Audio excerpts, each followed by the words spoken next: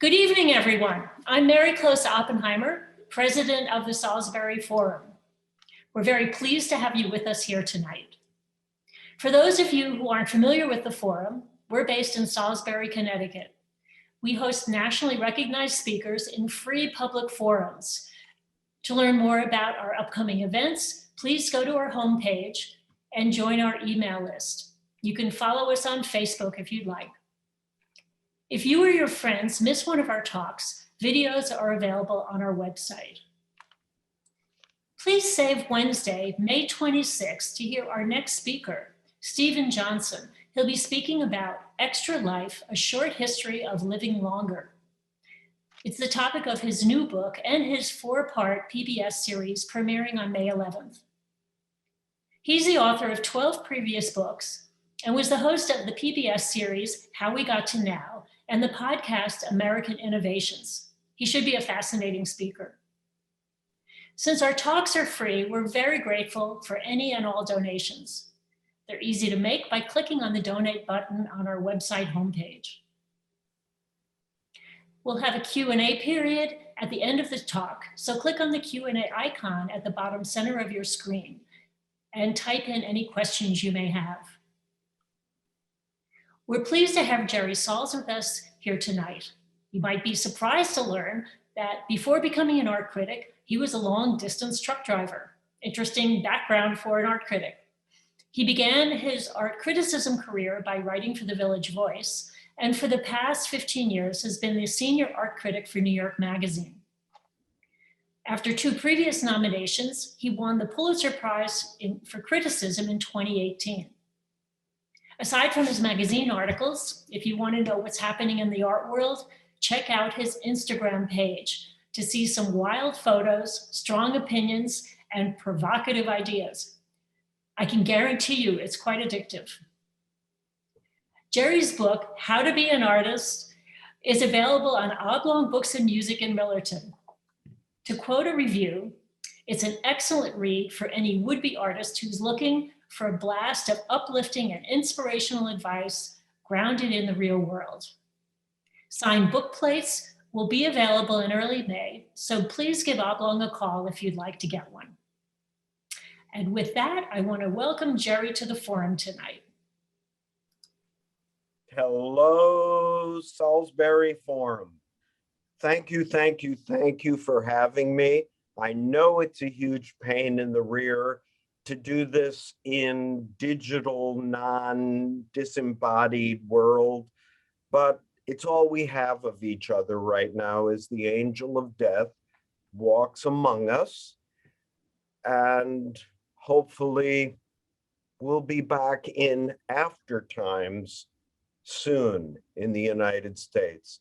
I really want to thank Mary Oppenheim and the entire staff here for being amazing and putting this together and not letting a broken system break something that's never really been broken.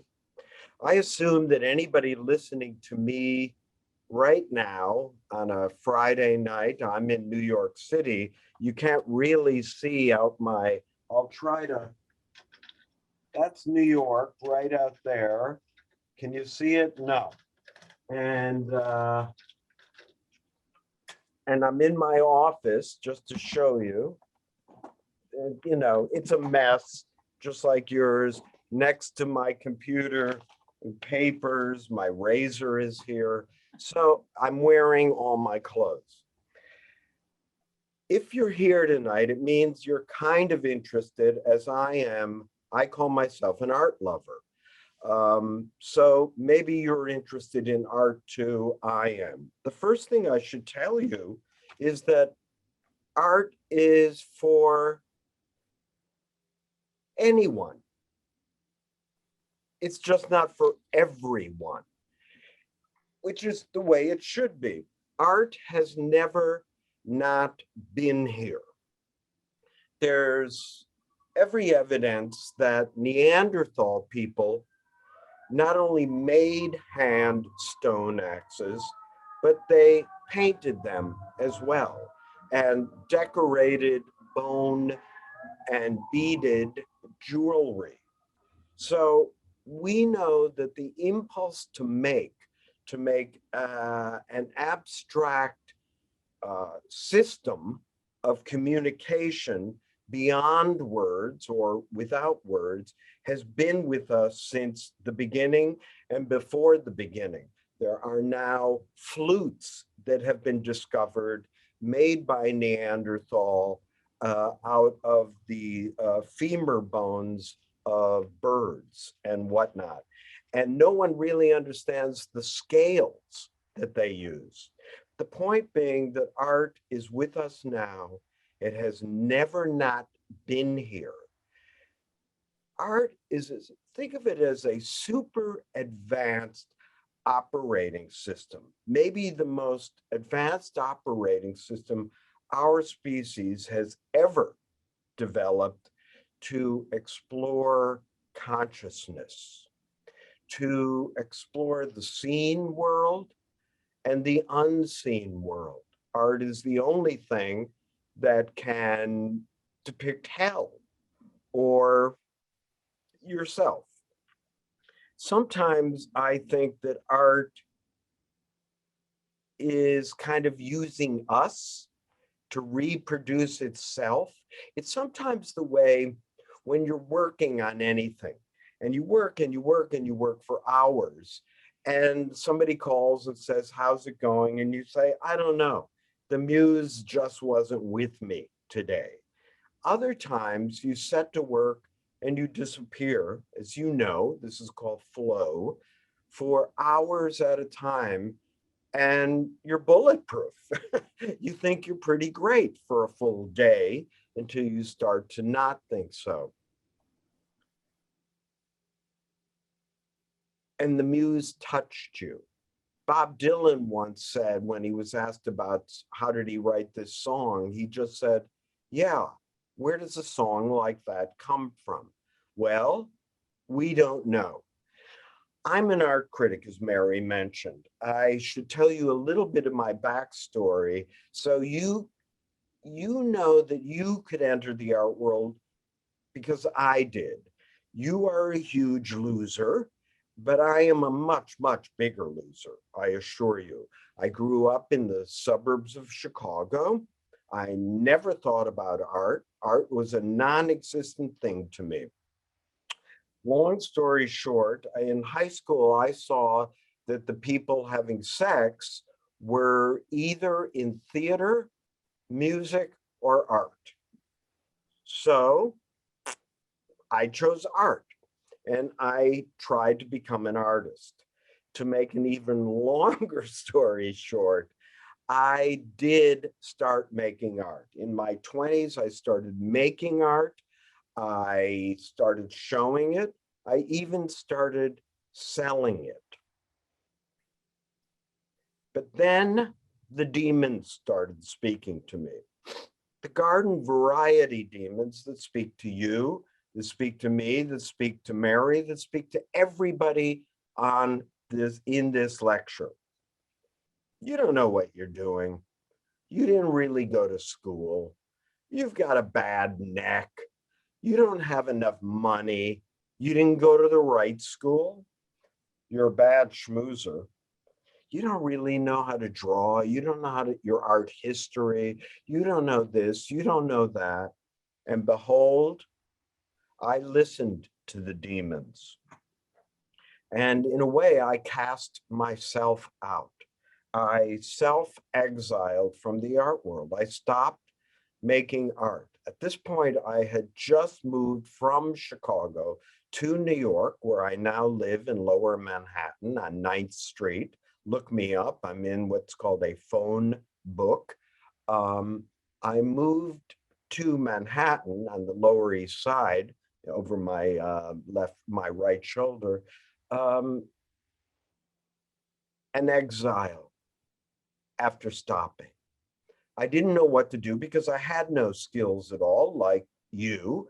I should add, I never went to school. I was too big of a wise guy to go to school. I thought I knew everything. I went to a few classes for a little while, a year or so, But I never really paid attention because, like I said, I thought I knew it all. I thought the world owed me a living. Pretty pathetic, I know, but I'm just telling you. I thought, what can I do? I have no skill. I've got to do something. So I became a long distance truck driver. The only Jewish one, I think, in the United States. My CB handle was the Jewish cowboy. And I used to drive from New York to either Florida or Texas once a month. And each trip was about 10 days. I was on the road completely alone, driving for the first X days and then delivering and picking up for the next and then returning over and over and over. And I did this for about 10 years. I should add that I was hauling art because, like I said, I'm Jewish. So they're not going to let me haul steel or beef. So I was hauling art and I was an unhappy person. Again, I felt really sorry for myself. I had, you know, that movie, There Will Be Blood? There's the lead character played by Daniel Day-Lewis is named Daniel Good something. And he says at one point in the movie, I have a competition within me. I had a rage within me. I thought, oh, you've got money, you've got good hair, you've got space, you've got a better apartment, the same stuff you tell each other. So I was a pretty angry person, like I said, feeling sorry for myself. And I did this for about 10 years. And I wasn't happy, but I did stay in the art world insofar as whenever I came back to New York, I would see 25 to 30 shows a week if I could. I always hung out, tried to stay up late with other people. I was probably a big buzzkill because I was always complaining about everyone else but me. One of the most important lessons you can learn in the art world and maybe life is you must make an enemy of envy. Envy can only look outwards. It only sees what's around it. It only looks out and then tells you inside what you don't have. And envy will slowly eat you alive. And this was happening to me. The problem with envy, not only that you die slowly and rot from the inside, but it also brings on cynicism, which means that your work begins to rot and die from the inside. And what do I mean by cynicism? For me, cynicism thinks it knows. Cynicism always knows why everything is happening. Oh, he got the show because he's good friends with that person's father. Oh, she got the show because she used to work for that person. Oh, they're doing this because they have that. One thing or the other. And the truth is, 99 times out of 100, of course, you don't really know anything, do you? You don't understand what's going on, what desires, what externalities are at play in any of this. And those externalities are infinite, and you don't know any of them. You only know the movie in your head. My advice would be blot out the movie in your head now. Start with envy. The art world is an all-volunteer army. And right now, it's kind of shut down. When we come out of this in the after time, I think there are going to be 100, 200, 300,000 extra new uniforms for anyone that wants to join this all-volunteer army. And how do you get into that army? I'm going to tell you a few ways. as I was saying, in the trucks, I was unhappy. At the same time, however, when I was out of the trucks, I was showing up in the art world. Showing up is job one. Well, really, job one is work, work, work, work. There's no excuse for work block. There's no excuse for not working in art. I'm afraid I have tried every single excuse and every single solution. And as you all already know, only one solution works for not working, which is to get to work, you big babies. I'm sorry, there's no other way. So you have to work, work, work. The other thing is show up.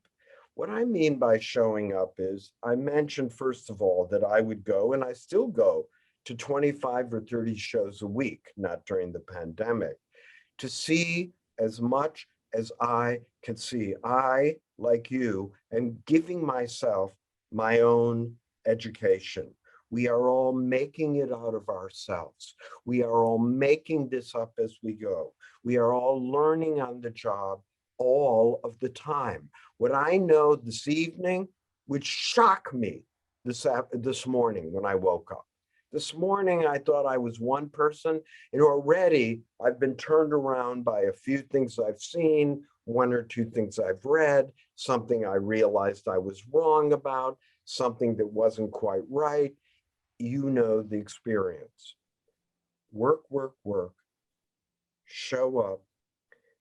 I also think you need to be staying up late. This is for the younger among us, which is not me. I think you need to stay up late every night with fellow vampires. Now, what happens if you're old geezer like me? If you want to just be an art lover, an art viewer, an art reader, an art looker, an art talker, an art listener, a show goer, a museum fan. I am all of these. Museums are ecstasy machines, my love. You go in there, I would always say never have a pre-planned destination inside the museum. In other words, go into the Met, and if you go forward up the stairs, you have a little thing we call Western civilization. If you go left, when you come in the stairs, you go to Greece and Rome. If you go to the right, you're going to ancient Egypt that was 5,000 years before that. In other words, Egypt was to Greece as Greece, well, that's not even true. Egypt was to Greece as Greece would have only been halfway removed as we are from, well, you get what I'm saying. It's only 2,100 years as opposed to 5,000 years. When the Greeks finally emerged around 300 BC, 3 to 800 BC, and went out into the world, they were shocked at how advanced they were. They knew about Egypt the entire time. They had been trading with them since before Greece was Greece, right? But Egypt was founded on controlling water, and water had to be controlled, the flooding of the Nile, once each year, and only one person could decide how the water would be divvied up. This is the same in Mesopotamia with the Tigris and the Euphrates.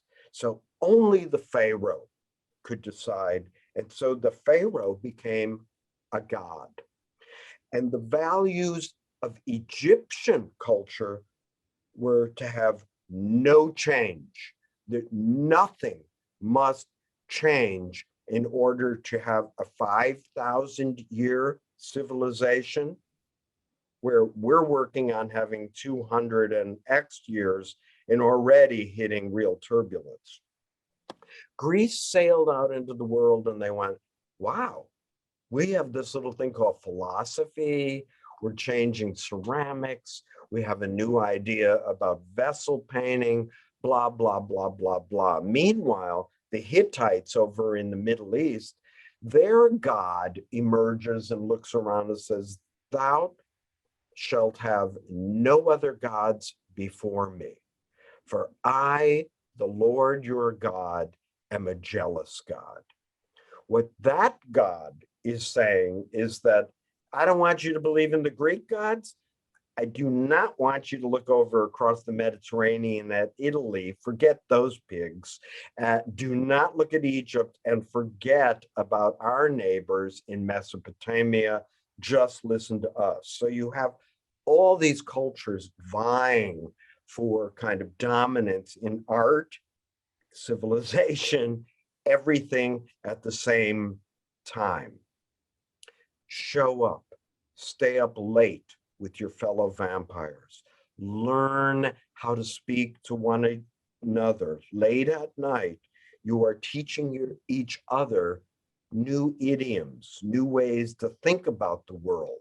You've gone out and looked at Egypt on the Upper East Side, and you decide your Hittite ideas down on the Lower West Side are better because you and your peers are working one cubism and that one's working, futurism. Over and over, this is repeated. Art, once it got invented as this advanced operating system, hasn't left us because all the problems it was invented to address have not been addressed yet. Of course, in my generation, all this kind of European French theory came up with things like the author is dead. And then they say this just at the same moment that women were starting to make work, or not make work, but to get recognized after 5,000 years for not making work, for making work in the 1970s, 80s, etc. Artists of color, and all of a sudden, when they showed up, you had theory going, author dead. At the same time, they said, history is dead. Excuse me, Jerry. I'm sorry to interfere, but there's something going on with your sound. Off your Zoom and then rejoin us. I'll be right back. Okay. Testing 1, 2. Testing. Much better. And then Jerry, also you gave us a bunch of images that you wanted us to share with you. Do you want to show any of those? Well, or do you want to just have rambling? But sure. Okay. It's up to you. But if you'd like to have Troy show some of those images, it refers to some of what you're speaking about. And I know a lot of our audience is interested in learning about the contemporary art world that you write so much about as well. Are there any questions that have been submitted to you already, Mary? Yes, well, I have one here. According to a recent article, I read more and more art is being sold online. Selling their art online gives artists a global reach as opposed to selling art in a gallery, according to the article, which limits their reach. Is selling art online the future of the art world? It's a good, very good question. I want to just show you one thing that I made. 1 second, my dears.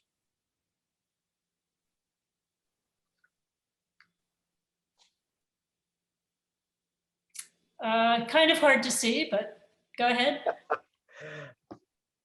More and more people are selling art online. The good news is all of the walls are down. You can show in a gallery, you can show in an artist-run gallery. With real estate dying, commercial real estate now dead in most cities and towns, anyone can rent a little crappy storefront, put their art in it, and I promise you, if you build it, they will come.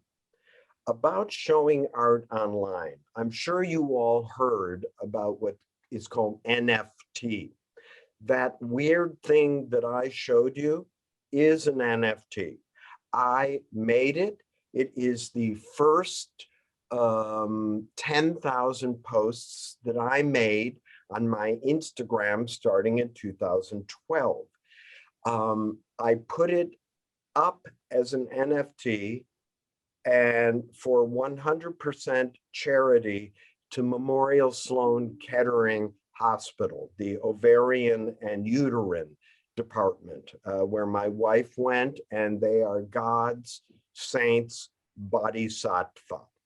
And I sold this idiot NFT that I have never seen, that I have never touched, but I made over the course of how many years, 9, by accident, for almost $100,000.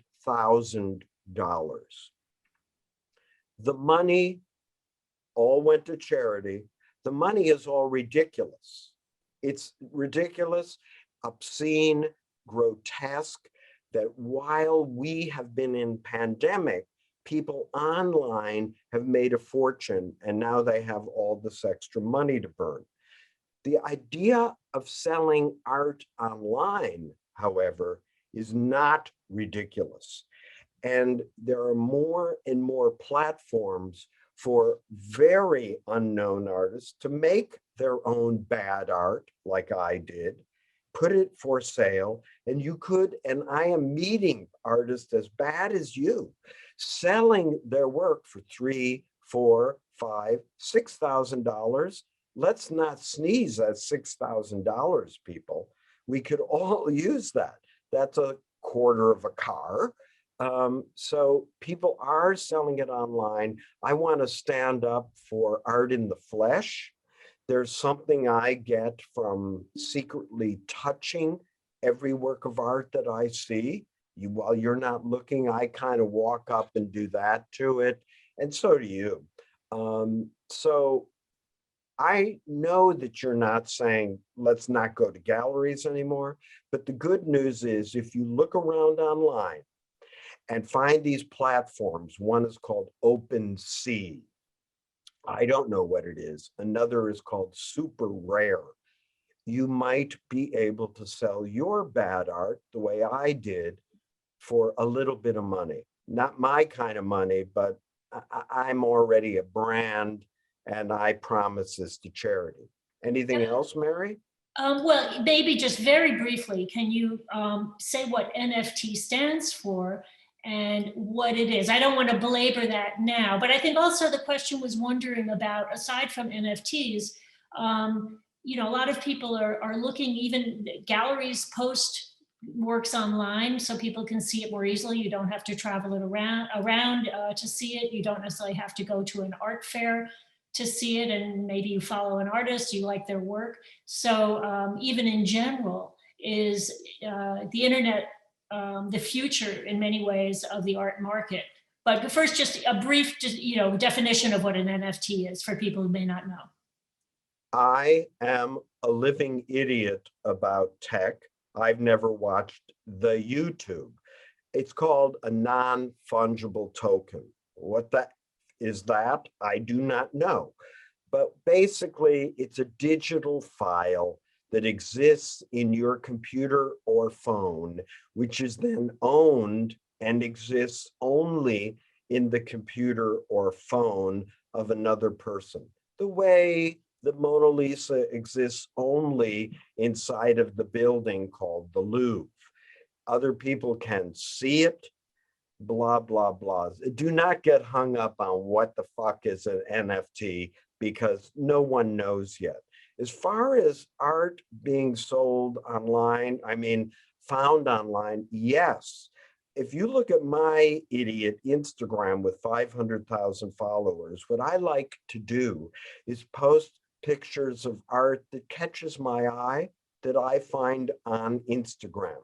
It doesn't mean I love the art or even like it. It just seems that the art is credible, has an urgency of the moment, and could pass. So I am looking at all of you. I bet a lot of you listening, I've liked something or maybe even posted it. If I'm you and an artist or a collector or an art lover, get on the idiot Instagram. Make up a name. I like using real names and having an open thing, and post pictures of weird things you see, your own work, other people's work, not too much of your dog, and no food. This is too advanced technology to lose on that. But please, people, it's one of the ways to stay up late with people. When I post something very late, Mary, on my Instagram at 3:15 in the morning, it's shocking how many people, even in my time zone, instantly come on because they're awake just like everybody at 3:15 in the morning going, my work is dead. It's no good. I have to quit, when the demons, of midnight visit you. So get online, even if it annoys you and you don't understand. If I can do it, you big babies, you can do it. And it's a great way for art collectors and art interested people. See who I follow and find the ones you like who I follow. There's a lot of crap that I follow.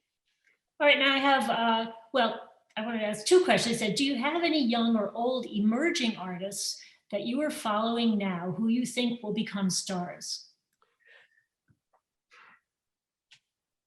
I used to pride myself. 1 second. I left something on. 1 second.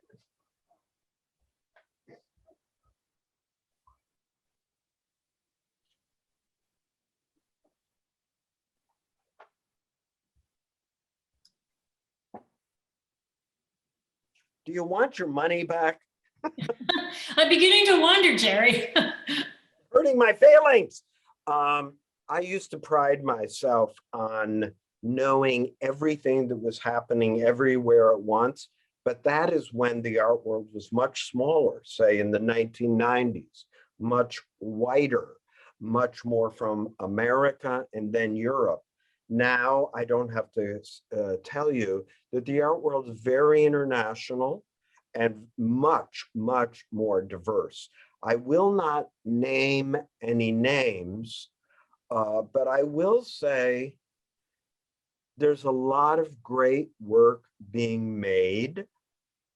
You should be going to the websites or in person if you can, to a handful of the galleries, say of the Lower East Side, Chelsea, like that. And it's surprising how much good work there is going on. There's a lot of crap. 85% of the art, to be generous, that you see is crap. But then again, you have to remember 85% of the art that was made in the Renaissance was crap. You just have to sort out for yourself the other 15%. What about all the artists of color coming to light? Well, there's a lot of really great ones. However, 85% of that art, based on what I just said, must be mediocre. I guess how I would answer that, people always going, well, now there's all this mediocre art by women or Asians or artists of color.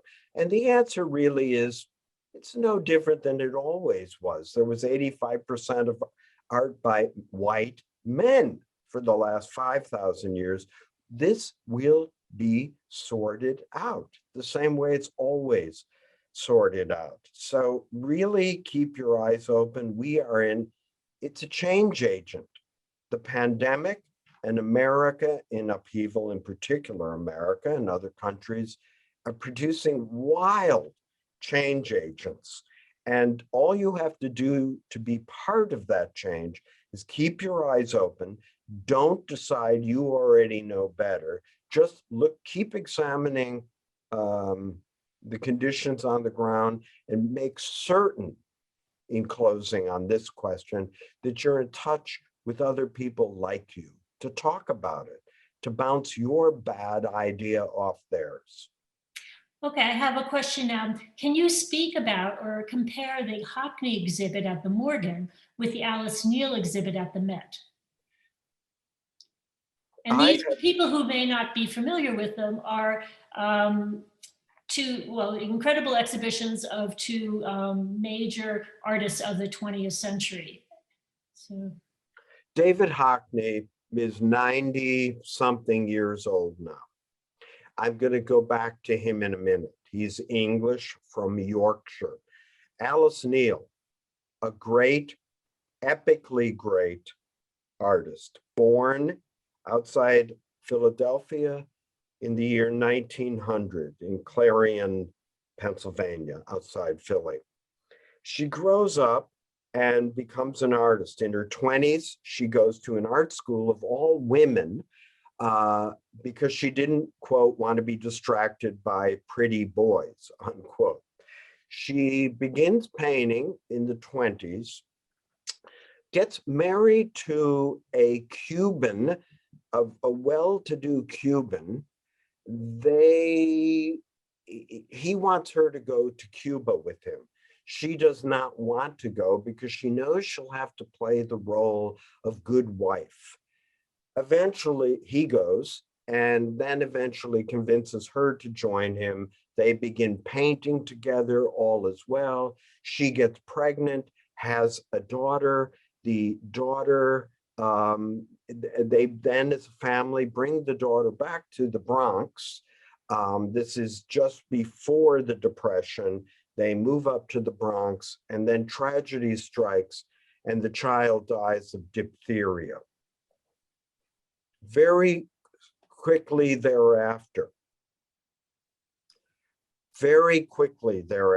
she has another, she said, I was frantic.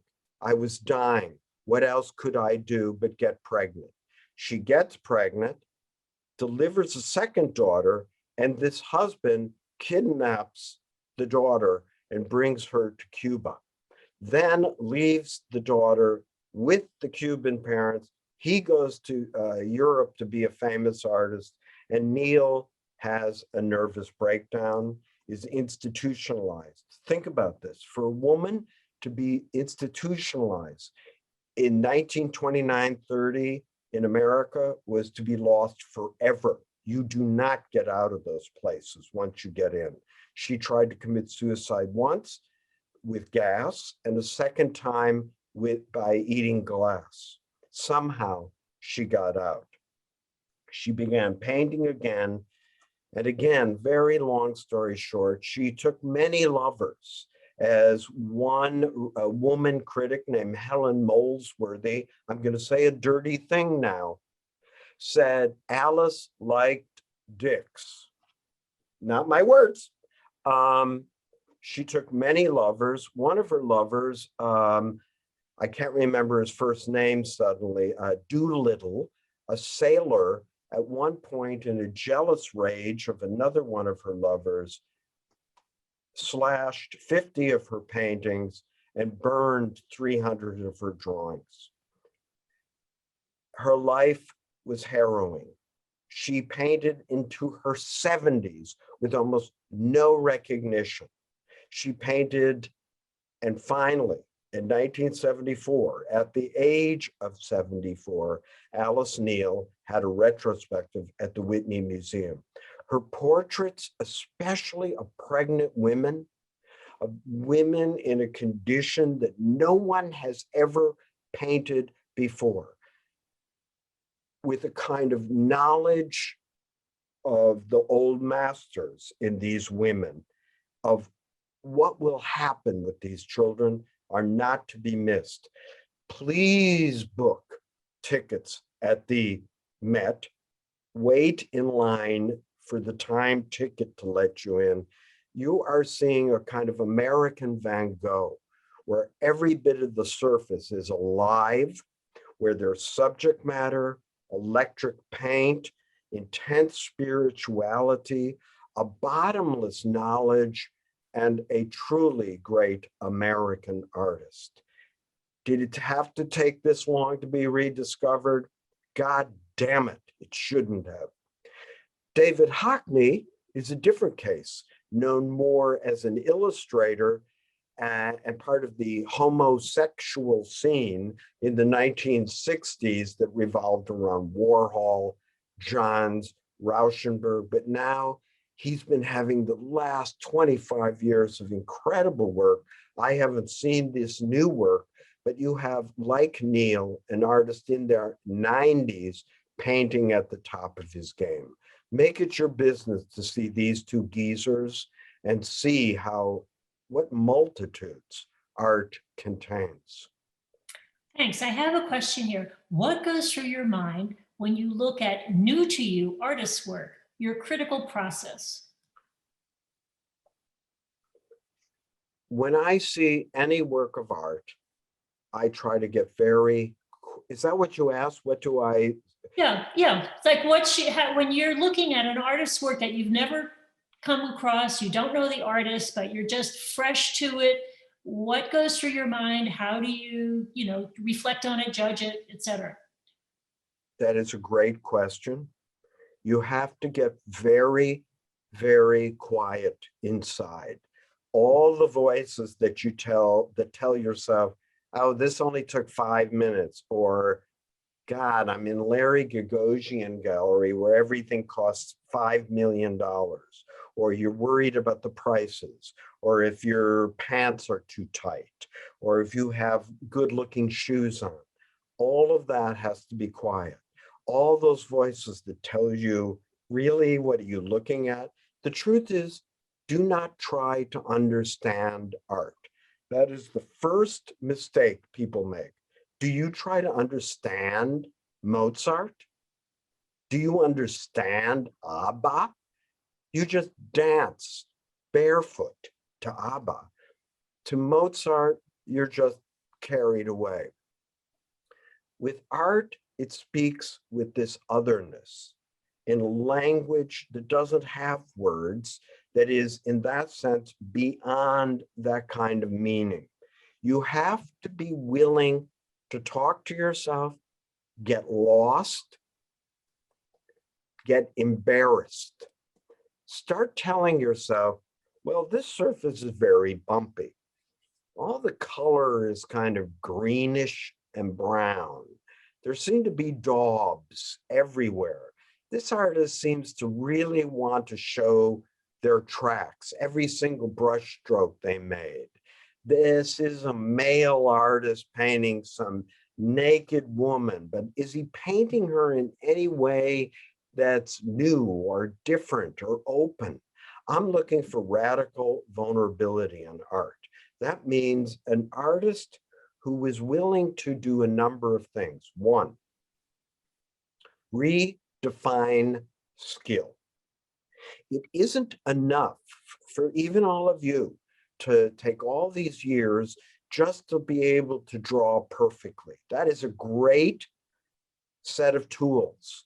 That's your tools, like a camera, like a typewriter. That's your tools.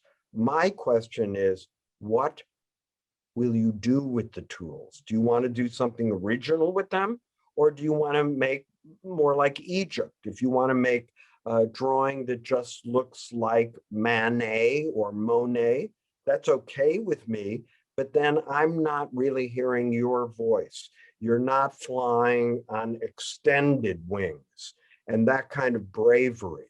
Inside of every work of art, Mary, tell your people to keep in mind that even if you don't like it, there's a certain amount of courage in it, that person who made it had to get through the hard days, the hard nights, be able to recognize if they were fighting convention or were they just giving into it.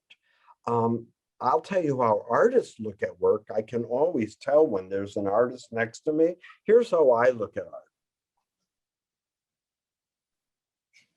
And here is how artists look at art. They're always very, very close, looking around it, underneath it, doing all this stuff, smelling it, sometimes touching it. What artists are doing, I'll give you 3 seconds to figure out. What do you think they're doing? They're seeing how it was made. I have a one-word answer for that. They were stealing. They're there to take ideas. Oh, I really like how shiny the surface was, or how the stretcher was made. Ridiculous things. Artists are like shamans in a way that live on the edge of all of our villages, and they make really strange stuff, and they talk about art in really weird ways, but sometimes they make stuff that just will take your breath away. And this is what you need to have when you go to any lousy gallery, any great museum. Allow yourself to be transported, to tell yourself something you didn't know you needed to know until you heard yourself knowing it. It doesn't have to be good. Do not worry about art being good. Bad art will teach you as much or more than good art. You don't only want to be looking at Mount Everest, Michelangelo, Caravaggio, Rubens, Vermeer. I mean, really? No. You need to see the hills and the valleys, the good, the bad, the very bad, and the ugly. Stay open, and I promise you, you will be delivered to your own vision, your taste. One last thing on this. Follow your pleasure, meaning pleasure is an incredibly important form of knowledge, my loves. We discredit that in the West, especially. Oh, well, it's beautiful. Yeah? What made it beautiful to you? Like in a baseball swing, some baseball swings, they call them beautiful swings. Beauty is what works. And what works in many, many, many different ways. Art contains multitudes, and so do you. Okay, so I have another question here. On the subject of bad art, if you see something that inspires you, but then when you examine the artist's full work, you see that he or she does the same thing over and over and over again, a one-trick pony, how does that make you feel about the initial inspiring moment? Or maybe the quality of that artist? It tells me that that artist did one great thing. They found a way to something that was special, but then they were afraid or otherwise unwilling or unable, incapable, or fighting changing. In other words, they were like Egypt again. They found the one way to control the Nile, and it was never changed again. Let me give you an example of a good version of that.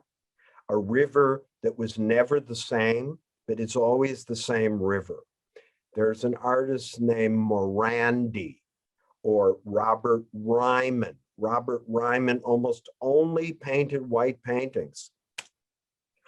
Morandi almost only painted 5 ceramic bottles and shit that he had around the studio.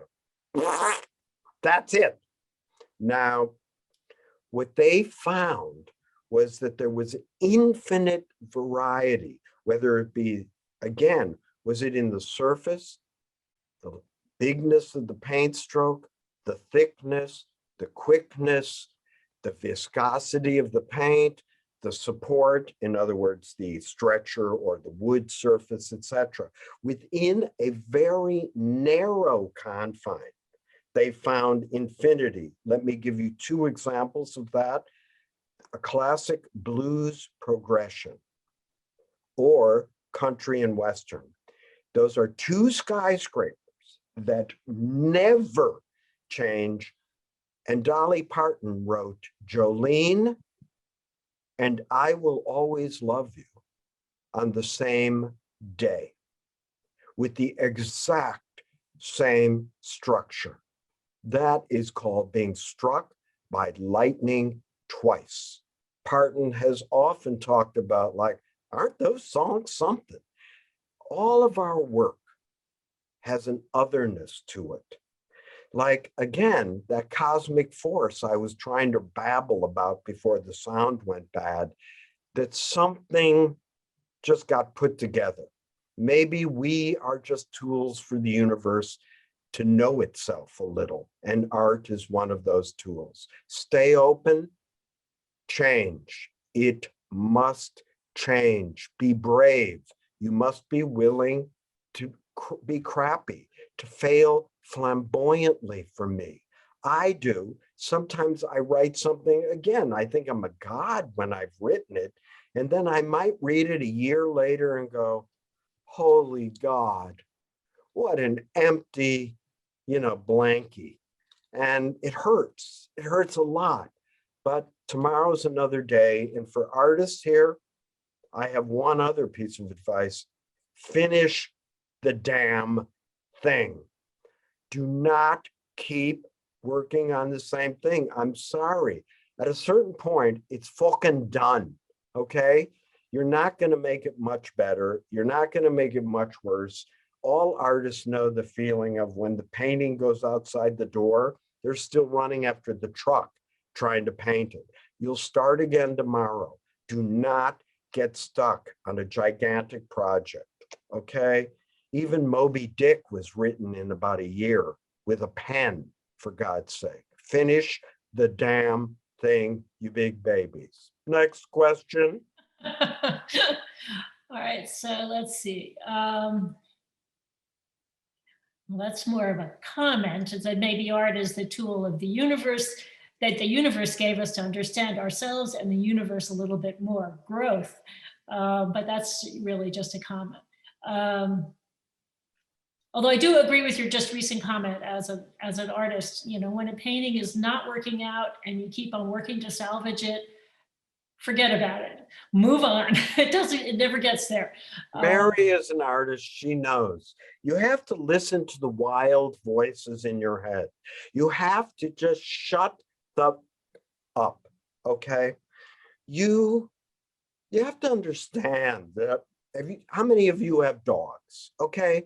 You call a dog, you go, come here, Fido, and the dog comes walking over to you and goes, and puts her head on your lap and wags its tail and gets hair on your pants. And you've had direct communication with another species. This is enormous. Now, how many of you own cats? Okay, so imagine calling your cat, come here, Fluff. Come here, Fluff. What Fluff will do is very different than Fido. What Fluff does is come up to you, circle once or twice, and then kind of rub on the side of the couch like that, and then boom, plop down in the middle of the room. Do you know what's happened there? This pertains to our talk. The cat has placed a third thing between you and itself to communicate. The dog is like your mom, dad, sister, brother, lover. You're just together. There's nothing between you. The cat is like art. The cat communicated to you on another dimension, and that's why cats feel kind of eternal and more other even than dogs. And perhaps, maybe this is the last question, but I'm asking it. I've noticed that museums and galleries, the art world has, in the last few years, undergone a major shift in appreciation of not just, I guess, all art, but particularly contemporary art, in changing what they show, what they sell, to be more inclusive of women, of minorities, on a global level, people from different countries, different cultures. The Museum of Modern Art, when they reopened after a major renovation, they've decided to change their exhibitions on a regular basis as opposed to having it very static, and also mix up their great masters, the best known works with works that have been in storage for years. They're also acquiring work in categories that they have been overlooked, for centuries, maybe, or more than, or if not decades. So do you have any thoughts on how that's affecting the art world, what people see, just any comment on that? Museums, Mary is right, are changing. Right now, we're undergoing a civil war. That means we're fighting amongst ourselves, okay? One side against the other. Could we lose the museums to overwokeness just as easy as we could have lost them close, and we almost did, to underwokeness, okay? So do not worry that it's, oh my God, they're only showing Turkish artists now, or Jewish artists from Estonia, which is where I'm from. It is great that MoMA is starting to show more of itself and to play with itself. It has the greatest collection of modernism on the face of the earth, okay? And it was never really showing anything. It was only showing the tip of the iceberg. MoMA, unfortunately, always has a kind of very serious stick up its butt about very, rigid, strict art. I wish they would loosen up, but here's what's happening. As in the world, museums too are changing. We need some new museums, not gigantic footprinted, massive collections, but contemporary museums. You can build them in storefronts, in your towns, in your cities. It's tremendous that artists of color, women, and everybody is now in play. But the system itself is rotten. It's too expensive to maintain. My beloved opera can barely run. It got so big, right? It gets too big to not fail. So what we need to do is streamline what we're doing. Think a little bit more local. And we can after the pandemic. I don't think the art world is going to be flying around to 64 art fairs a year, to go to London for a night for a museum opening, and then fly to Hong Kong to close the deal. That's over for the next foreseeable future. Meaning America is going to have to be looking at America, because that's all we're going to really be able to travel to for a few years. The bottom line of what I'm trying to say before I let you go, all art is subjective. You cannot prove that a Vermeer is better than a Norman Rockwell. It can't be proved. There is no provable formula for that. If you told me Norman Rockwell was better, I would think you're a rube, but I would ask you, what makes it better than Vermeer, and what does Vermeer lack for you? I would be very curious. I would stay open and then think you were a big dope. Taste is a blood sport, but it is subjective. When you go into a new city, and I am with you on the plane, and we take the taxi in from the airport and then walk around the city together for 2 different days, absolutely together, you and I have created 2 different cities out of the same city. Do you understand? One city became 2. There's my Venice and your Venice. The way your Hamlet and my Hamlet is different. This is what makes great art. Something that never changes, that is never the same. And that each time you hear Hamlet, it's different. And you almost can't believe you missed what you saw this time. That's a great song, can be that way. Art is that way. It will enrich you for a lifetime, even in Jackson Pollock's case, if it took an afternoon to paint. Art is like a burning bush. It puts off more energy than went into making it. And I want you to be a burning bush, and there's only one way to be a fusion furnace. And that is what I told you, to stay open to allow all of this, and then you'll be dead in 100 years, all of this to enter in and embed itself in you, and then openly, not defensively, not, high and mighty, try to put out to somebody else in words, speak, what do you see? And don't afraid to be wrong. And please follow me on Instagram at Jerry Saltz. We'll talk to each other. You'll be shocked at the weird shit I post, and we'll have fun. Unless there's more questions, I'll stay up all night, because otherwise I have to go write again. And there's nothing on earth I'd rather do less than write, which is what I do 24 hours a day. Well, thank you. I mean, I must say I've enjoyed looking at your Instagram. It's hilarious. It's insightful. You come up with stuff. I mean, for anyone who hasn't seen it, he often posts images of art that he comes across, but then it's all kinds of other stuff. It's much more irreverent than your typical published articles. So there's a question here for anyone who has either tuned in late or missed some of this.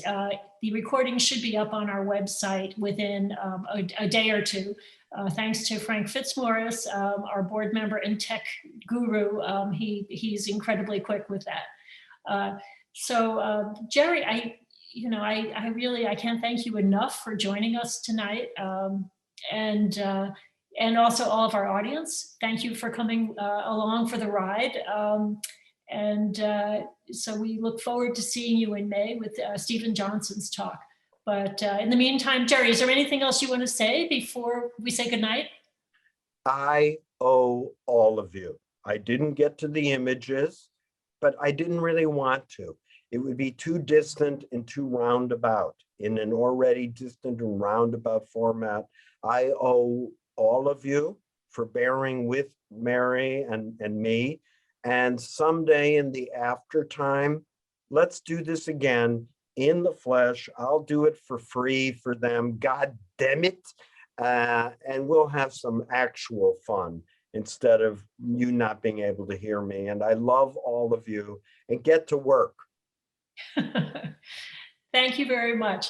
So good night, everyone. It's been a pleasure.